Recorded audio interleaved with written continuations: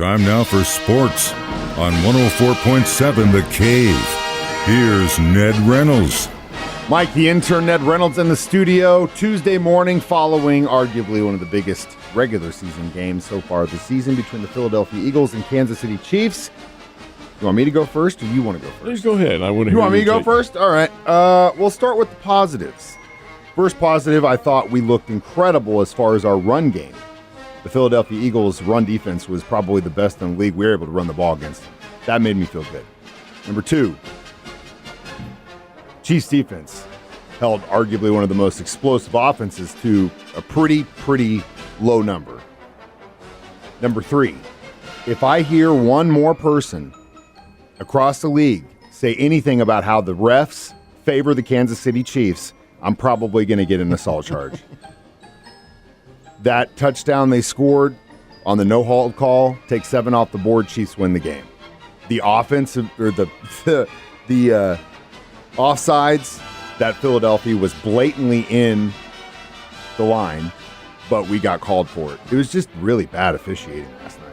Really Officiating bad. wasn't very good, and it was poor for both teams.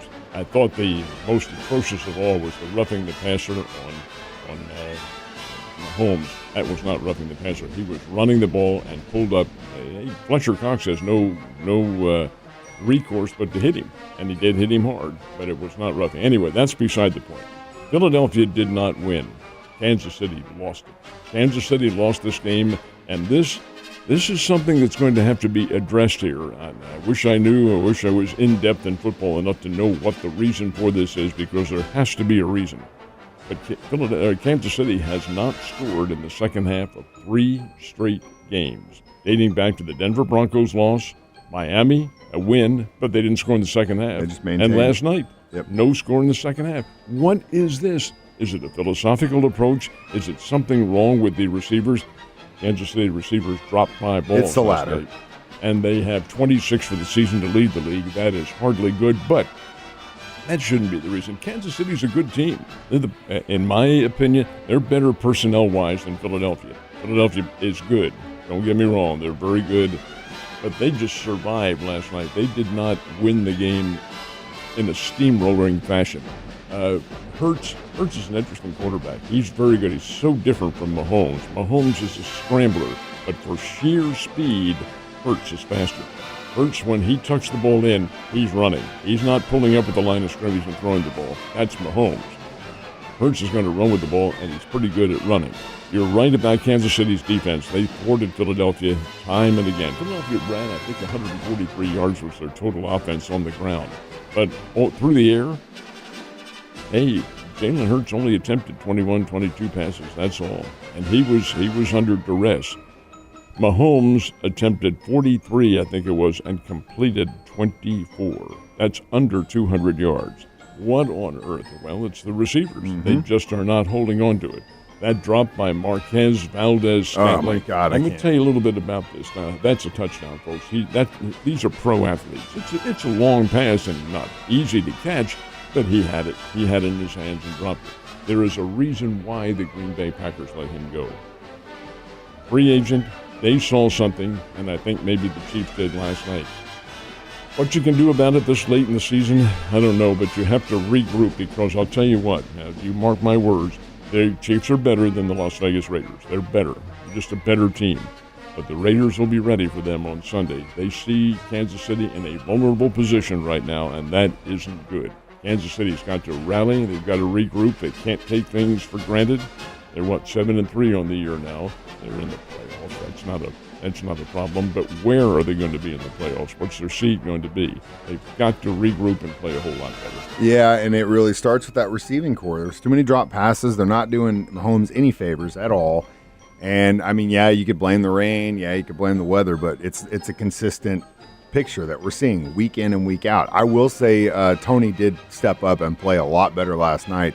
But it really has to be a team effort. And I'm not seeing beyond what he was doing and Watson was doing. And even Watson dropped a pass, went right through his hands. Yeah, that one bothers me a little bit here. Justin Watson's a Philadelphia guy. He's from Penn. He's an Ivy Leaguer. He's a monster. He catches everything. I know. And he did not last night, nor did Kelsey. Kelsey did. I'm not going to that rubbish about the girl not being there, but he didn't appear to be in the game. I don't know. The punch out was one of those you got to be prepared for it. But sometimes when he turns, I think everyone in the kingdom has a collective when he turns to do that. Sometimes it's just better to get down. But again, there are so many what ifs, and that's not what the score dictates. We lost. But again, like I said yesterday, and I feel the same way, it's a non-divisional, non-conference loss. It really holds no weight against us in our season. And we saw a lot, at least in my opinion, the Chiefs' defense is the real deal.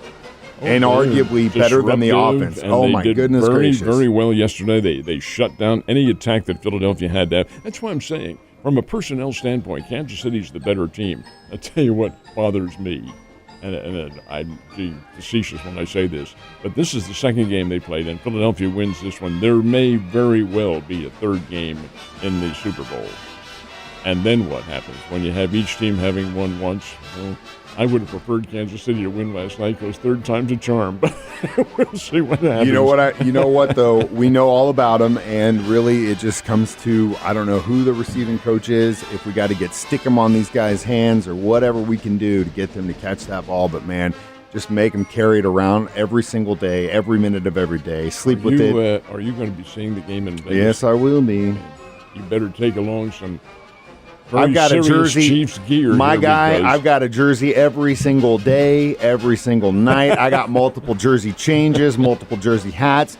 If you see, don't worry about me. I'll be covered in red and gold the whole time. What I do worry about is the Chiefs, because I'll tell you, the Raiders, as bad as they are, and they are bad, they do have a new coach.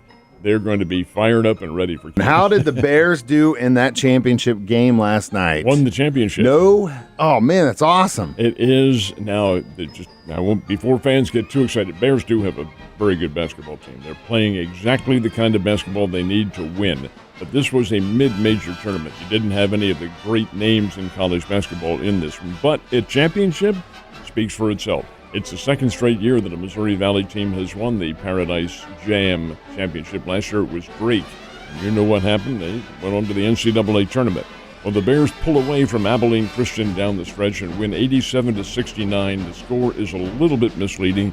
The game was closer than this. Abilene Christian played the Bears very closely until about midway through the second half. The Bears, Mike, shot 57% from the field. Now, much of that came down the stretch when they were pulling away and when Abilene Christian probably cashed it in. But the fact is that the Bears can shoot the ball very well. They out-rebounded this team big, and you got key performances from Alston Mason, who had 21, and N.J. Benson. He's a big kid from over in Illinois. He hauled down 16 rebounds and had 17 points. That's a very, very big deal for him.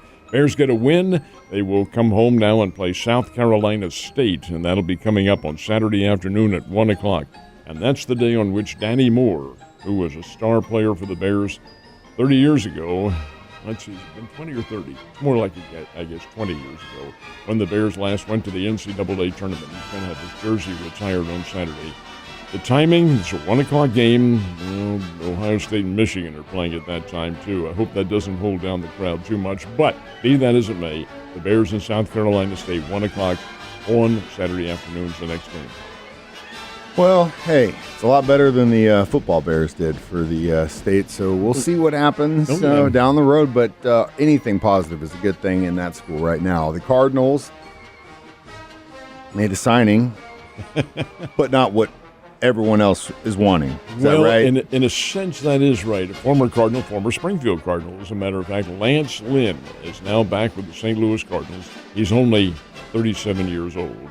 13-11 for both the Chicago White Sox combined. Chicago White Sox, Los Angeles Dodgers last year, and a free agent.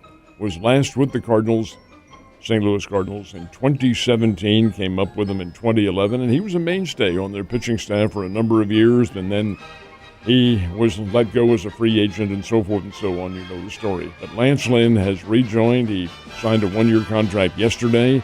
Is this the big name that the Cardinals were looking for? Better not be. They've got to get somebody else in there. But they need revamping of the pitching staff. Everybody knows it, and the Cardinals know it.